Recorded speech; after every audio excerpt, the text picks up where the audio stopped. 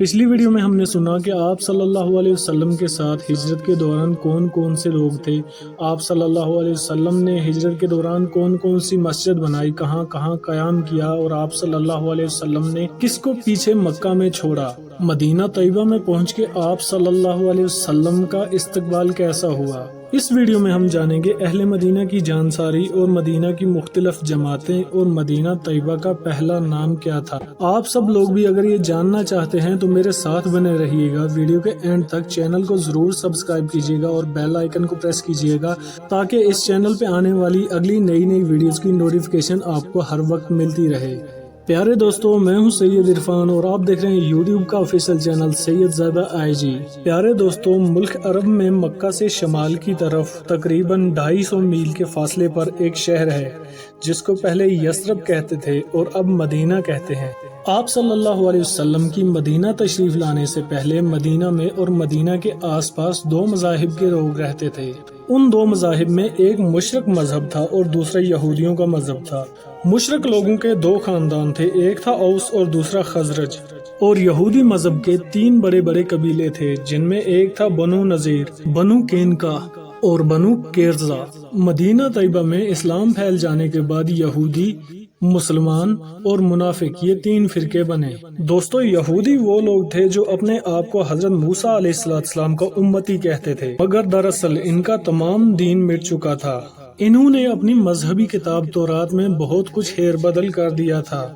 خود غرضی، نفس پرستی، لالچ وغیرہ بری باتیں ان کی رگ رگ میں اتر گئی تھی۔ یہ لوگ سود عام طور سے لیا کرتے تھے، اسی وجہ سے وہ مدینہ کی دوسری قوموں کی تمام جائیدادیں چٹ کر چکے تھے۔ اور مدینہ طیبہ کے کچھ ذلیل اور مکار لوگ ایسے بھی تھے جو اپنی اپنی غرض کی خاطر بظاہر تو مسلمان ہو گئے تھے، مگر ان کے دل کفر کی دلدل میں دھسے ہوئے اور اسلام کی گندہ دشمنی سے سڑے ہوئے تھے۔ یہ لوگ رات دن مسلمانوں کی جڑیں کاٹنے کی فکر میں لگے رہتے تھے۔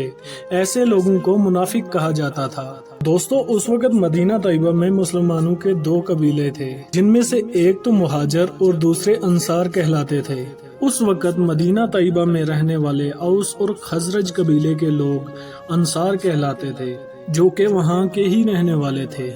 اور جو لوگ حضور صلی اللہ علیہ وسلم کی طرح اپنے وطنوں کو چھوڑ کر مدینہ طیبہ تشریف لائے وہ مہاجر کہلاتے تھے۔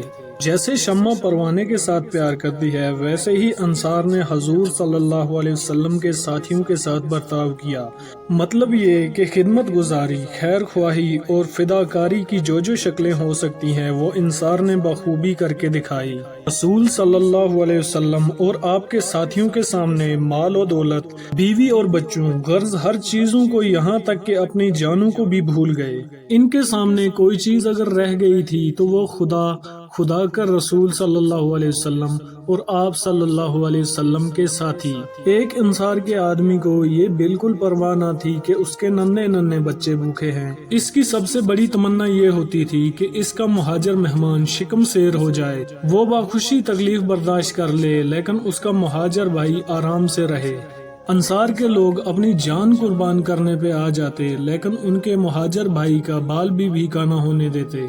اول رسول صلی اللہ علیہ وسلم نے مہاجرین کے ٹھہرنے اور ان کے بسر اوقات کی یہ شکل اختیار کی کہ رسول اللہ صلی اللہ علیہ وسلم ایک مہاجر اور ایک انصاری میں بھائی چارہ قائم کروا دیتے، جس کے بعد وہ آپس میں حقیقی بھائیوں کی طرح بھائی مانے جاتے تھے، یہاں تک کہ ایک دوسرے کے وارث ہو جاتے تھے۔ رسول اللہ صلی اللہ علیہ وسلم نے انصار اور مہاجرین میں اتنا پیار قائم کروا دیا تھا کہ ایک انصاری اپنی تمام جائیداد وغیرہ مہاجر بھائی کے سپرد کر کے یہ خواہش ظاہر کرتا تھا کہ مہاجر بھائی آرام سے بیٹھے اور یہ انصاری خود سے محنت کرے اور کما کر مہاجر بھائی کے سامنے پیش کرے، لیکن مہاجر بھائی کہتا، آپ کی دولت آپ کو مبارک، مجھے مزدوری یا تجارت کی کوئی سبیل بتاؤ، اور پھر وہ اپنی قوت بازو سے کما کر بسر کرتا۔ مہاجر بھائی ایسا اس لیے کہتا تھا کیونکہ اس کی غیرت کو یہ گوارا نہ ہوتا تھا کہ وہ اپاہج بن کر انصاری بھائی کی دولت پر قبضہ کر لے یا پھر اس پہ اپنا بھار ڈال دے۔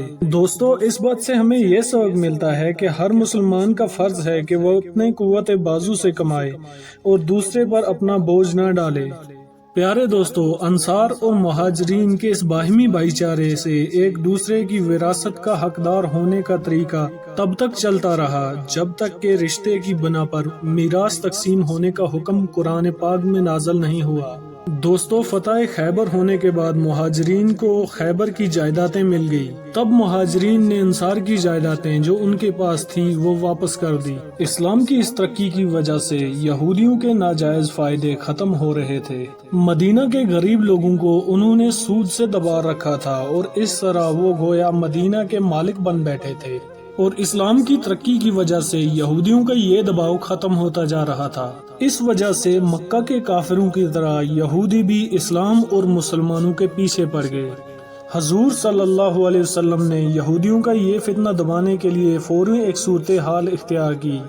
حضور صلی اللہ علیہ وسلم نے ایک معاہدہ کر لیا جس کا حاصل یہ تھا کہ یہودیوں کو مذہبی آزادی دی جائے گی۔ یہودی اور مسلمان باہمی دوستانہ برتاؤ رکھیں گے۔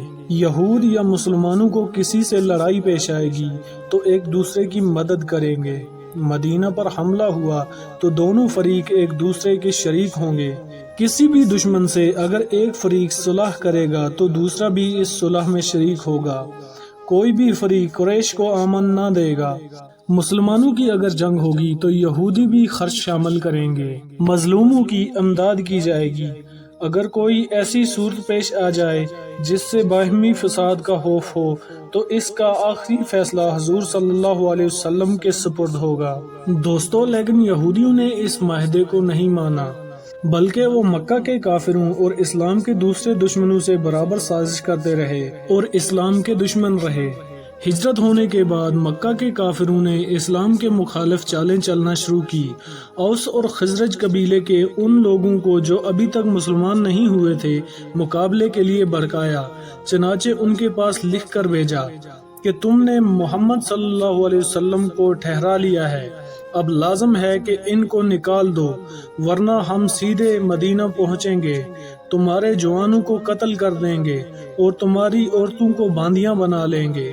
چنانچہ جب بدر کی لڑائی سے قریش ہار کر واپس ہوئے تو انہوں نے مدینہ کے یہودیوں کو لکھا کہ تم قلعوں کے مالک ہو، جائیدادوں پر قابض ہو، محمد صلی اللہ علیہ وسلم سے لڑو، ورنہ تمہاری عورتوں کی پازیبیں تک اتار لی جائیں گی، وغیرہ وغیرہ۔